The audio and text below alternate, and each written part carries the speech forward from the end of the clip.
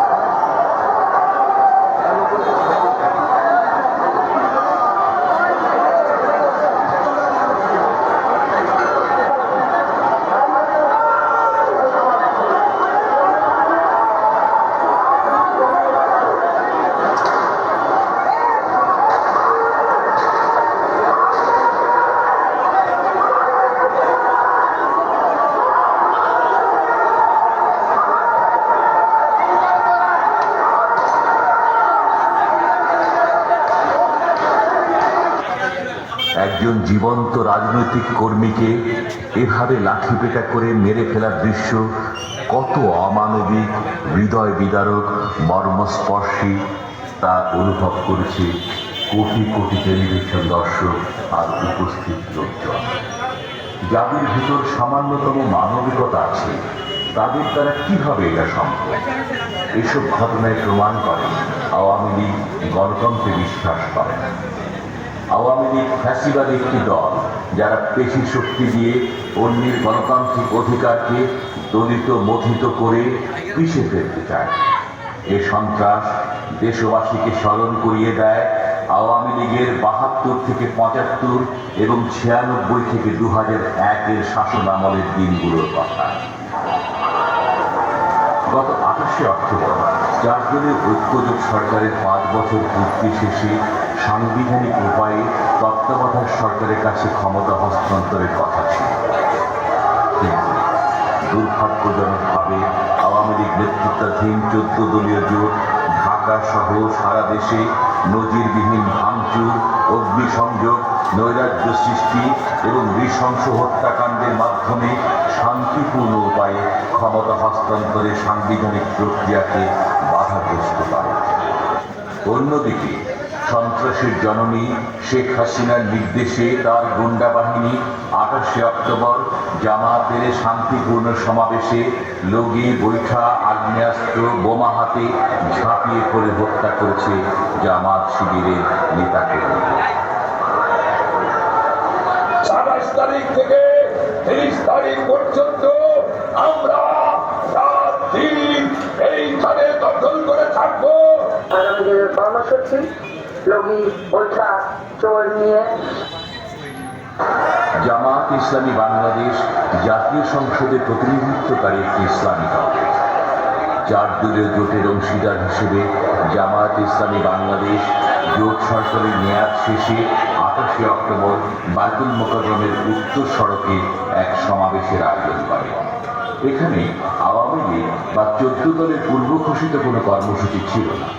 জামাতের কিছু কর্মী সকাল 10টায় সমাবেশ স্থলে হাজির হয়ে মঞ্চের পাশে উত্তর গেট সংলগ্ন রাস্তার দুপাশে অবস্থান নেয়।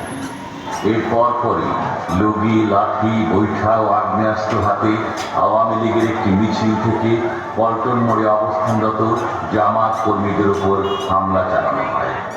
তাদের এই হামলা অব্যাহত থাকে সকাল 11টা থেকে সন্ধ্যা 7টা পর্যন্ত। জামাত কর্মীরা বারবার নিজেদের আত্মরক্ষার প্রচেষ্টা চালিয়ে যায়। চরম উত্তেজনাকর পরিস্থিতির মধ্যেই যথাসময়ে জামাতের পূর্ব ঘোষিত সমাবেশের কাজ শুরু হয়। 4:35 দিকে আমিরে জামাত মাওলানা মতিউর রহমান নিজামী বক্তব্য প্রদানের জন্য উঠে দাঁড়ান। তার বক্তব্য শুরুর পরপরই আওয়ামী কর্মীরা ব্যাপকভাবে বোমা হামলা শুরু করে।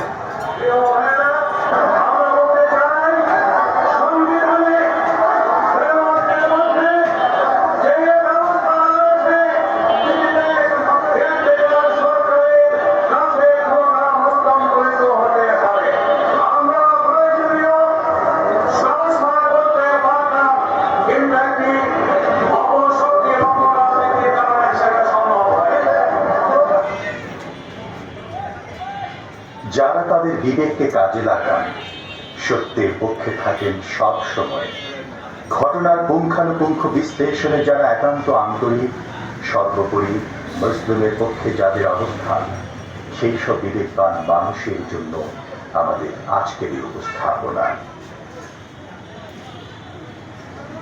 এই কোনো পশুর জবাই করা রক্ত নয়, এ হচ্ছে লগি, বৈঠাধারী আওয়ামী সন্ত্রাসীদের নির্মমতার শিকার জামাত ইসলামী বাংলাদেশ ও ইসলামী ছাত্র শিবিরের কর্মীদের রক্ত। মানুষ মানুষের উপর এমন পৈশাচিক আচরণ করতে পারে তা ভাবা যায় না। ইলেকট্রনিক মিডিয়ার বদৌলতে খোদ রাজধানী ঢাকার প্রাণকেন্দ্রে আওয়ামী লীগের এই নির্মমতার ফুটেজ যুগ যুগ ধরে কালের সাক্ষী হয়ে থাকবে।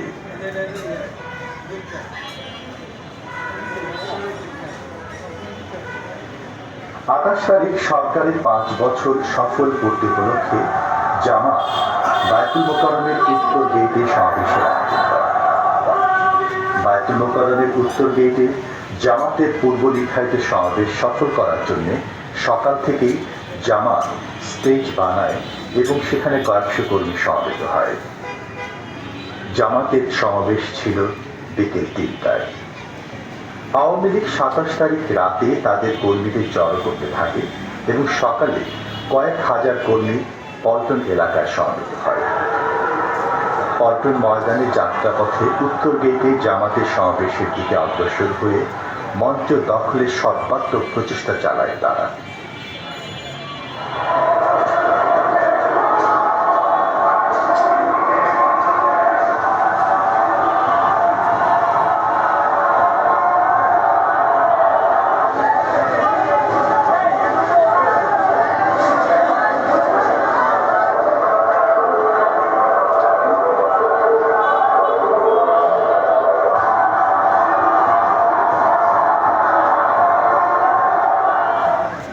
কোনো কোনো পত্রিকা ও টিভি চ্যানেল প্রচার করে আওয়ামী লীগ পল্টনের সমাবেশে মিছিল নিয়ে যাওয়ার সময় জামাত ইসলামী ও ইসলামী ছাত্র শিবিরের কর্মীরা তাদের উপর ঝাঁপিয়ে পড়ে ও সংঘর্ষ বাধায়।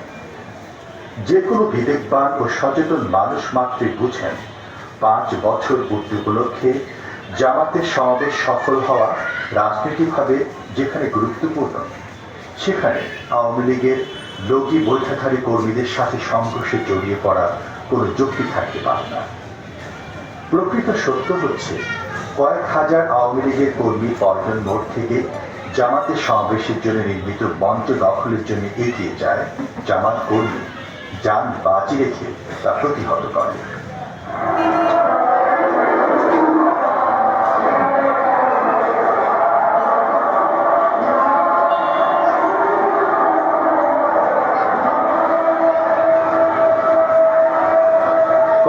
পত্রিকা ও টিভি রিপোর্টে উল্লেখ করা হয় জামাতের সমাবেশ থেকে গুলি করা হয়েছে।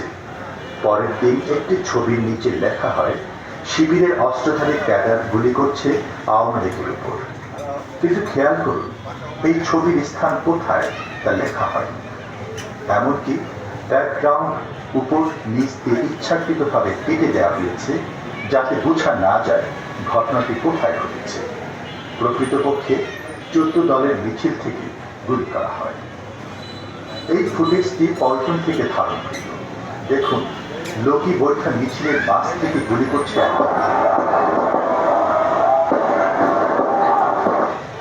আবারও দেখুন ছবি।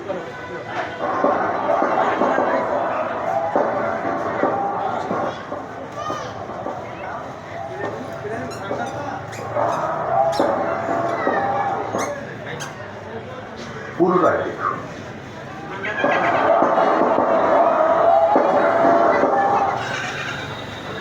এত মুভি ক্যামেরা থাকার পর জামাতে একজন অস্ত্রধারী কর্মীরও কি ভিডিও ফুটেজ তো দেখাতে পারবেন? জামাত যদি এতই বোমা ও গুলি চালিয়ে থাকে তাহলে কোথায় সেই বোমা আর গুলির আঘাতে আহত কর্মীদের দৃশ্য? অবশ্য মিথ্যাচারে সিদ্ধহস্ত আওয়ামী লীগ জামাতের এক কর্মী হাবিবুর রহমানকে তাদের কর্মী বলে চালায়। শুধু তাই নয়, একজনকে তার পিতা বানিয়ে মিডিয়াতে সাক্ষাৎকার দেওয়ার ব্যবস্থাও করে। পল্টনের সংঘর্ষে মারা যাওয়া দুজনের মধ্যে একজন মোহাম্মদ মনির হোসেনের পরিচয় পাওয়া গেছে। প্রত্যক্ষদর্শী এবং নিহত মনিরের বাবার দাবি বিএনপি এবং জামায়াতের ক্যাডারদের গুলিতেই মারা গেছে তার ছেলে। গুলি করছে ওই বিএনপির ক্যাডাররা আর ওই জামাতের ক্যাডাররা। সে গুলি করা, ওই গুলি ওর গায়ে লাগবে, মাথায় লাগার পরে ছেলেকে মেডিকেল নিয়েছি, মেডিকেলে মারা গেছে। খেয়াল করুন, এই লোকটির বডি ল্যাঙ্গুয়েজ কি প্রমাণ করে তার ছেলে কিছুক্ষণ আগে মারা গেছে? 2 দিন পর আমার দেশ পত্রিকায় বেরিয়ে আসে আসল চিত্র। রাজধানী পল্টনে বেদম পিটুনিতে নিহত মনির হোসেনের পরিচয় পাওয়া গেছে। তার নাম হাবিবুর রহমান, বয়স 40 বছর। আওয়ামী লীগ নেতারা তাকে তাদের কর্মী বলে দাবি করলেও তিনি আওয়ামী লীগের কেউ নন। নিহত হাবিবুর রহমানের ছেলে রুবেল জানিয়েছে তার বাবা জামাত কর্মী ছিলেন। গতকাল নিহতের স্ত্রী আসিয়া বেগম ঢাকা মেডিকেল কলেজ মর্গে গিয়ে স্বামীর লাশ শনাক্ত করেন।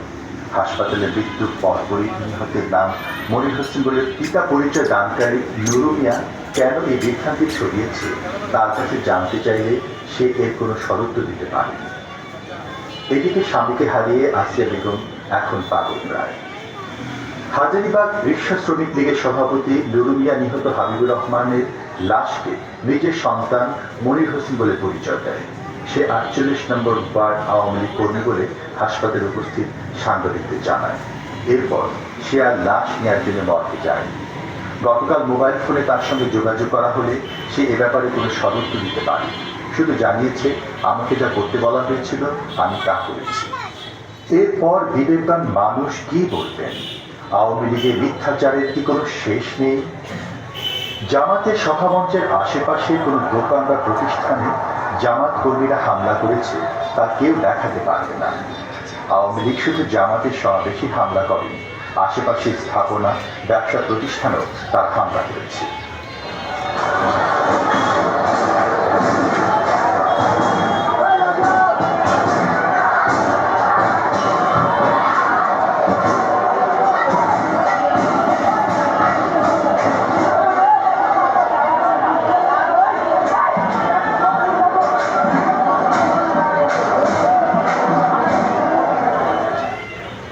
ছোট ছোট হকার আর অল্প রুজির মানুষগুলোর তমগুলো রেহাই পায়নি আওয়ামী লীগের বিভৎসতার আগুন থেকে।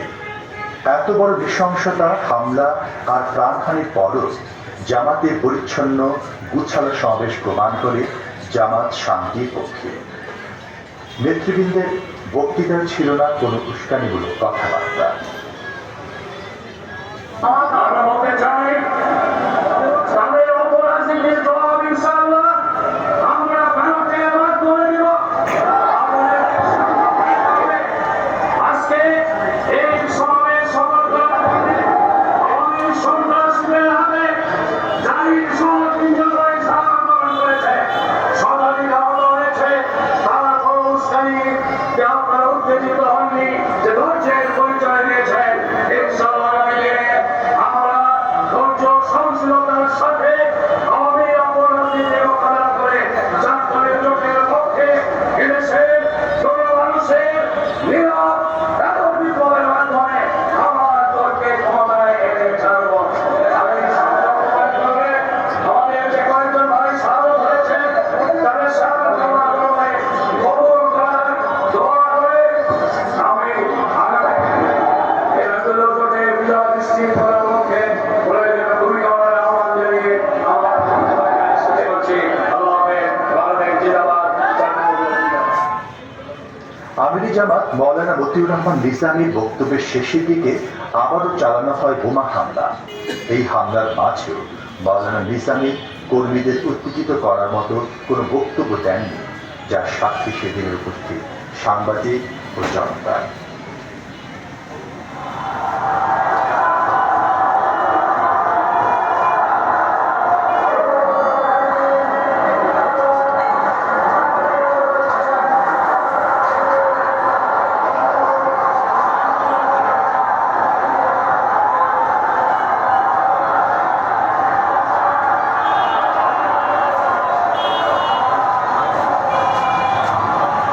নির্মম এই পিটুনির বিভৎস দৃশ্য দেখে সারা দেশের মানুষ ধিক্কার ও নিন্দা জানিয়েছেন। লগি বৈঠাধারী আওয়ামী লীগের সন্ত্রাসীদের এই হামলা ও বৈশাচিকতা বর্বর জাতির যুদ্ধে হার মানায়।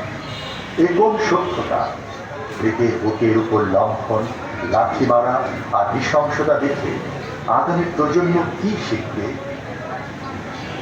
যারা গণতন্ত্র আর মানবাধিকারের কথা বলেন তারা আজ কোথায়? নিষ্পাপ মুজাহিদের মতো 11টি প্রাণ যে অকালে ঝরে গেল তার নিন্দা জানানোর ভাষা কি তারা হারিয়েছেন? বিবেকবান প্রতিটি মানুষের কাছে আমাদের আজ এই প্রশ্ন। সেদিন আওয়ামী লীগের পৈশাচিক তাণ্ডব শুধু ঢাকার পল্টনে নয়, বাংলাদেশের বিভিন্ন জেলায় তারা এই নগ্ন হামলা ও তাণ্ডবলীলা পরিচালনা করে। তাদের হামলায় ঢাকার বাইরে আরও যারা শাহাদত বরণ করেন তাদের মধ্যে ছাত্র শিবিরের কুড়িগ্রাম জেলার সাথী মোহাম্মদ রফিকুল ইসলাম, সাতক্ষীরা জেলা জামাতের রুকন মোহাম্মদ জাভেদ আলী, গাজীপুর জেলা জামাতের কর্মী মোহাম্মদ রুহুল আমিন, মেহেরপুর জেলা জামাতের কর্মী আরফাত হোসেন এবং নীলফামারী জেলা জামাত কর্মী মোহাম্মদ সাবের হোসাইন। আর আহত হন অসংখ্য নেতাকর্মী। এত কিছুর পরও ইসলামী ছাত্র শিবিরের নেতাকর্মীদের রক্তের বিনিময়ে জামাতের সেই সমাবেশ ঠিক 3টায় আরম্ভ হয়েছিল। কিন্তু থেমে থাকেনি সেই লগি বৈঠার দল, আবারও বোমা ও গুলি চালাতে থাকে। কিন্তু প্রোগ্রাম চলতে থাকে যথানিয়মে। পরবর্তীতে আমিরে জামাতের বক্তব্যের সময়ও আবারও বোমা হামলা শুরু করে। সেই মুহূর্তেও আমিরে জামাত মৌলানা মতিউর রহমান নিজামী নেতা কর্মীদের ধৈর্য ধরার আহ্বান জানিয়েছিলেন। আমরা বলতে চাই